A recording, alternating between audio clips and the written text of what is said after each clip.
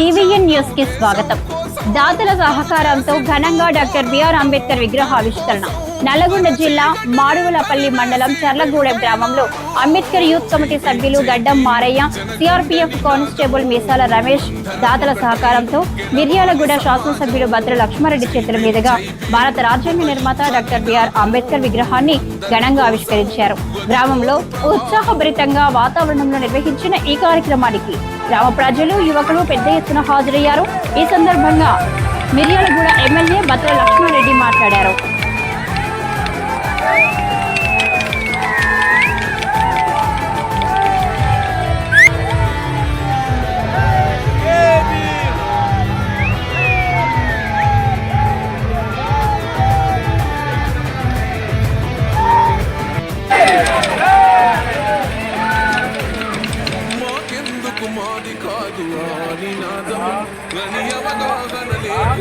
కొంత సమాజం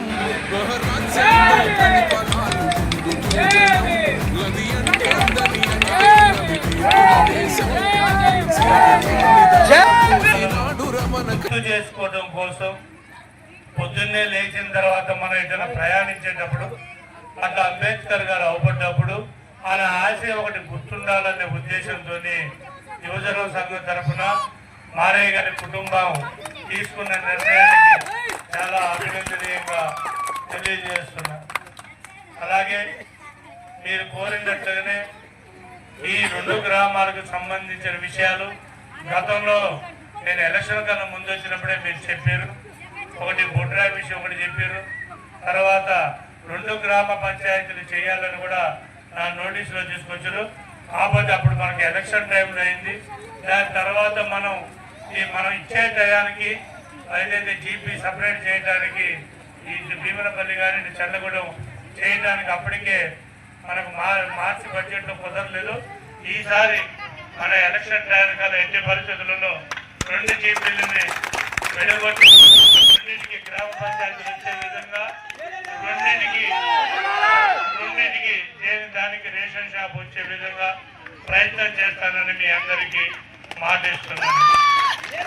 అలాగే డాక్టర్ బిఆర్ అంబేద్కర్ ఆశయాలలో నాకు నచ్చిన విషయం ఒకటి మొన్న ఈ మధ్యనే పేదలు ధనికులు అనేది లేకుండా మన తెలంగాణ రాష్ట్ర ప్రభుత్వం మన ముఖ్యమంత్రి రేవంత్ రెడ్డి గారి ఆధ్వర్యంలో అందరూ సమానులే, అందరూ ఒకటే భోజనం చేయాలని సన్నబియ్యం తీసుకొచ్చి పేద ధనిక కుటుంబాలన్నీ ఈ రోజు సన్నబియ్యం తింటుంటే అది ఓన్లీ ఒక రేవంత్ రెడ్డి గారికి కాంగ్రెస్ పార్టీకి దక్కిందని కూడా నేను చెప్తున్నాను.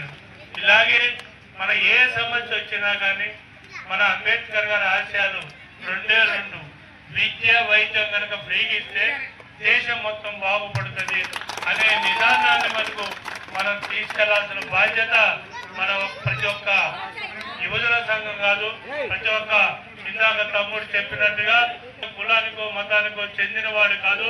డాక్టర్ బిఆర్ అంబేద్కర్ అందరూ వాడు అనేది అందరం కలిసి పనిచేసి విద్యా వైద్యం పైనే మనందరం ఒక యువజనగా ఉండే అందరూ ఒక యువతలని పెద్దవారిని అందరినీ ఒక సమీకరణలో కనుక మార్చుకొని కనుక తీసుకపోతే ఎలాంటి ప్రభుత్వాలైనా దిగి వచ్చి ఎట్టి పరిస్థితుల విద్యా వైద్యాన్ని చేసే బాధ్యతగా మనందరం కంకణం కట్టుకొని చేయాలని మనస్ఫూర్తిగా కోరుకుంటున్నాను. నేను ఎట్టి విగ్రహావిష్కరణ కార్యక్రమం ఏర్పాటు చేస్తున్నారు. అట్లాగే మరి ఈరోజు మన అంబేద్కర్ గారు ఒక వ్యక్తి కాదు, ఒక మామూలు వ్యక్తి కాదు.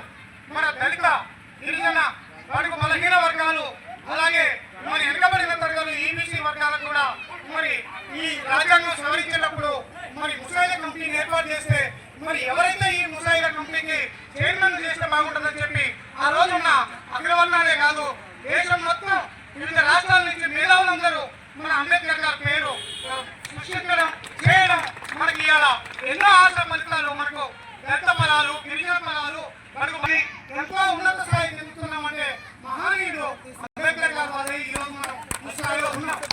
ఇవాళ గ్రామాలలోనే కాదు దేశంలో కూడా సమానత్వం కావాలి అంటే ఆ రోజు రాసిన రాజ్యాంగం ఇవాళ అమలు చేయడమే మన గొప్ప ఆశయం. ఆ ఆశయంతో ఈరోజు మనం మన అన్ని కులాల వాళ్ళు ముందుకు పోవడం జరుగుతుంది. మరి అంబేద్కర్ గారు దేని కొరకు ఈ పని చేశారు, ఆయన చదువుకునేటప్పుడు మనం ఇలా ఎంతో మంది మన పిల్లల్ని బయట తీసుకెళ్ళి ప్రైవేట్ స్కూళ్ళలో చదివిస్తున్నాం. కానీ ఆ రోజు వాళ్ళ నాన్న మహారాష్ట్రలో ఒక ప్రైవేట్ స్కూల్ పంపిస్తే ఆయనకు చదువు లోపల కానివ్వలే, ఆయనకు తాటాకు కట్టిరు. ఆ రోజుల్లో దళితులకు, గిరిజనులకు, బడుగు బలహీన వర్గాలకు వెనుక నడిస్తే అగ్రవర్ణాలు, బాబులోళ్ళు మొత్తం తాటాకు కట్టినారు అని చెప్పి ఆశిస్తూ ఈ అవకాశం ఇచ్చిన మీ అందరికీ, అక్కలకు, చెల్లెలకు, అందరికీ ధన్యవాదాలు తెలియజేస్తున్నాను. మరి శిల ఎన్ని దెబ్బలు తింటుందో శిల్పం తయారు కావడానికి మా బిఎల్ఆర్ గారు ఒక శిల్పై బీసీని బిడ్డనాడ కూర్చోబెట్టాడు. ఇది మాటలైన విషయం కాదు. ఇది అంబేద్కర్ కు ఘన నివాళులు అర్పించడం అంటే ఇది సామాజిక న్యాయం చేయాలి.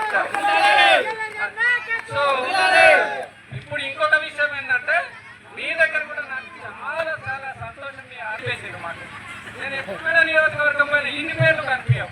అబ్బాయి ఎంత ఆరేటర్ అయినా నాన్న కష్టపడితే ఖచ్చితంగా ఐఏఎస్ ఆఫీసర్ అయినా ఇది అంబేద్కర్ నివాళులు అర్పించడం అంటే కష్టే పని అందరినీ కలుపుకొని ఏ టు జెడ్. కాబట్టి అంబేద్కర్ కష్టం ఎంతో పెద్దదని అంటే 3 చెప్తాను.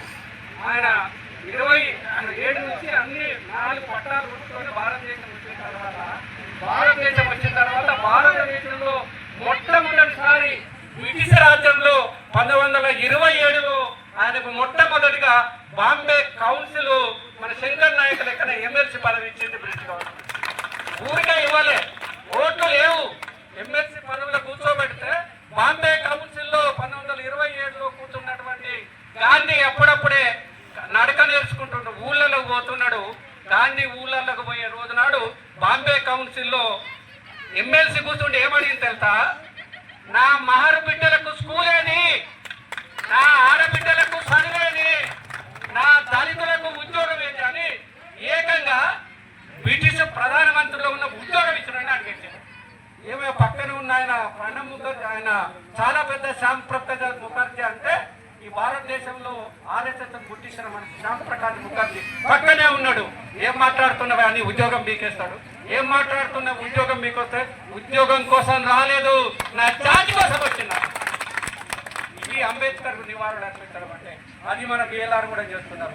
ఇట్లాగే ఉంటే 1942లో ఈ దేశంలో రాజ్యం అంతా తలకిందులవుతుంది. ప్రపంచ యుద్ధం రెండో